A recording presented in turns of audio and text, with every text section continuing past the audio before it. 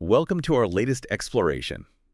Today we're diving headfirst into something really intriguing, often quite contradictory in the human experience: forbidden desire.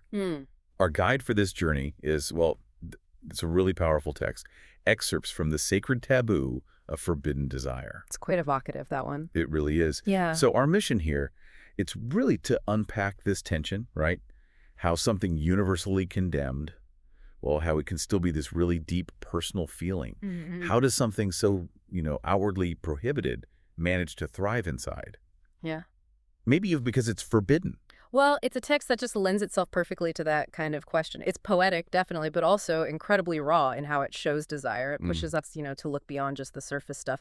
What we'll probably uncover today are some genuinely surprising insights into the power the forbidden holds. It taps into something universal, I think. Okay, all right, let's really dig into this. The text starts by, hammering home the sheer weight of this sacred taboo. It doesn't really pull any punches. No, it sets the stage immediately. Right, a scene of just total condemnation.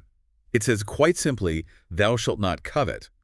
And the reaction it describes is huge, overwhelming. The earth itself recoils. Yeah. Men scowl beneath furrowed brows, and even the gods spit their disdain. Yeah. It feels like more than just a social rule, doesn't it? Almost cosmic. That's a great way to put it. Cosmic rejection.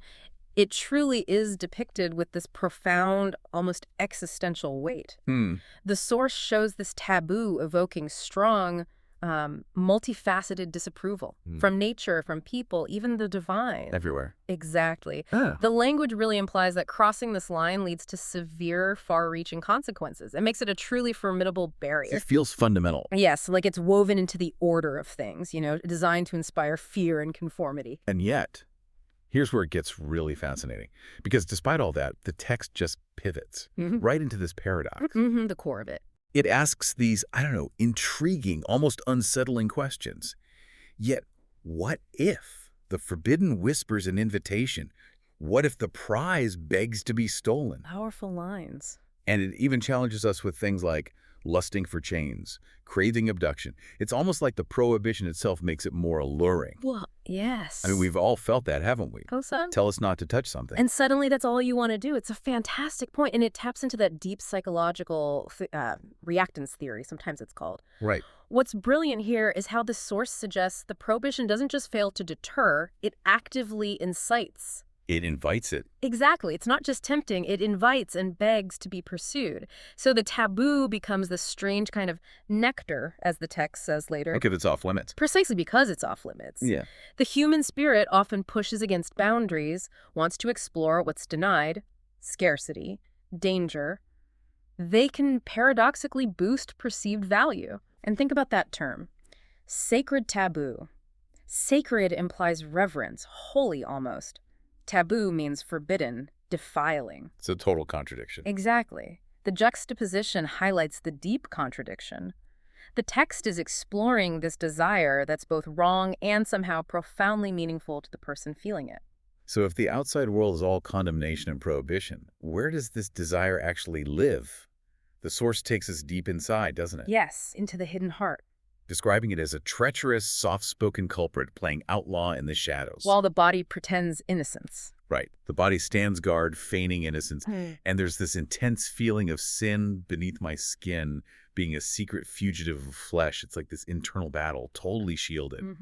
It's a powerful analysis of the heart's ability to just ignore external boundaries. Yeah. It knows no chains, it slips through cracks, acts like a thief beneath the sternum, touching what the body dares not. It really highlights the intense privacy, the almost rebellious nature of this internal feeling. It exists completely separate from how you act or what society expects. It's a reminder, isn't it, that our inner world can operate by totally different rules. Absolutely. We present one face, but inside could be a whole different reality, often secret. And what sparks this internal tremor, the source is brilliant here, pinpoints the catalyst. Something like his voice can be a spark to dry kindling, igniting tremors beneath my bones, quivering the spine in ecstasy's disguise. Just boys. Exactly. But here's a line that really stopped me. No touch, no taboo. Yet every syllable he breathes undresses me in heat. Ooh. Purely presence and sound. No physical contact, no overt crossing of lines. How does that even work? Well, it's a powerful illustration, isn't it, of unspoken connection and the immense power of our own To minds. generate experience. Yes. Desire fueled by just presence or a voice. It's about perception, imagination, like maybe more than physical reality sometimes. The mere idea, the sound, creates this visceral, almost physical reaction, shows the power of that internal world. And the text mentions the ache. Ah, yes. The ache of knowing he is not wholly mine. And how that paradoxically feeds this forbidden bloom, this delicious blight. Delicious blight, that's quite a phrase. Isn't it? Leading to a jealousy that sharpens the blade, a thrill born of treachery's kiss. So it's not just impossible desire, the impossibility adds intensity, turns longing into this rich, complex, internal drama, a forbidden feast almost. Okay, but what if this secret, this fugitive of flesh, gets discovered? What's the price then? The source lays out something truly drastic. It does, very graphic. We hear about a lion's severed head and a gama's frenzied crawl, a chameleon stripped of shame, all laid at the altar of appeasement. Symbolic, brutal consequences. And the religious reactions, just as intense.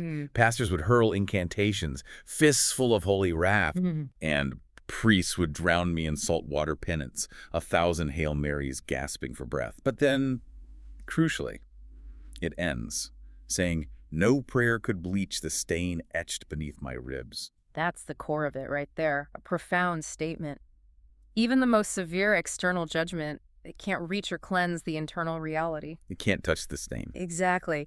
This vivid description contrasts those severe external repercussions, social, religious, symbolic, with the unyielding nature of the heart's desire. It just keeps going. Despite all that pressure, all the punishment, the source powerfully emphasizes its persistence.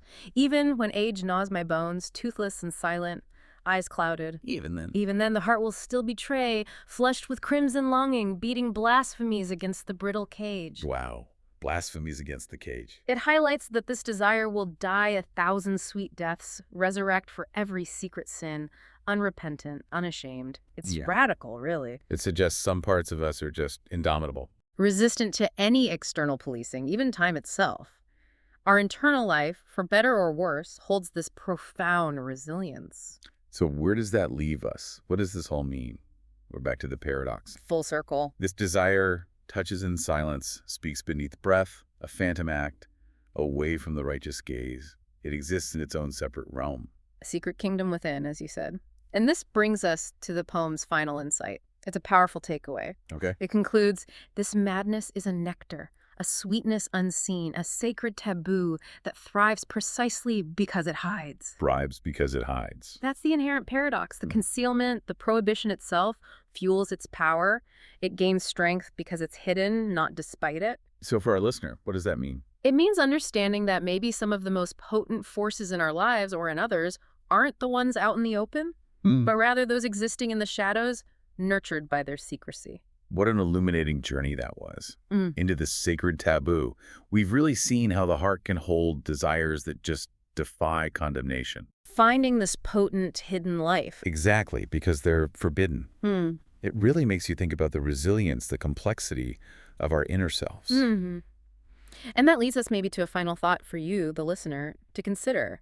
What other parts of human experience or personal truth might get their unique power not from being expressed, but from being concealed? It prompts you, perhaps, to reflect on those hidden landscapes within all of us and maybe see the quiet, powerful forces at play in your own life that you hadn't quite recognized before. A lot to think about there. Thank you for joining us on this deep dive. We hope you found it as insightful as we did.